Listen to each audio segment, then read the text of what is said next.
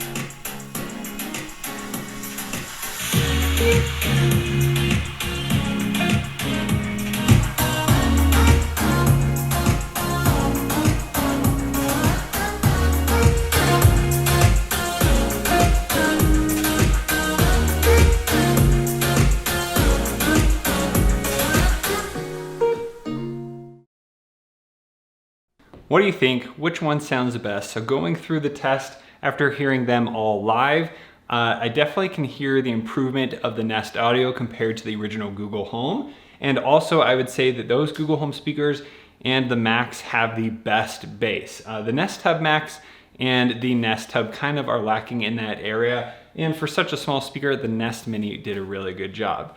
Now, if you are considering getting a pair of Nest Audios or a Home Max, I would say the Home Max is the way to go. It is gonna cost you a little bit more, but it has the most bass, the biggest sound out of all of these. But I would say for a really good quality of sound, having one Nest Audio or two in a pair in a bigger room is really the perfect combo. So I'm very excited about how these new Nest Audio devices sound. And so that is my Google speaker test. What do you think? How do you like this style? Which speaker are you going to choose? And is it better to have a pair or just get the Google Home Max? And if you'd like to see my full review about these different speakers, I'll leave a playlist over here on the side. Thank you so much for watching. I'll see you on the next one.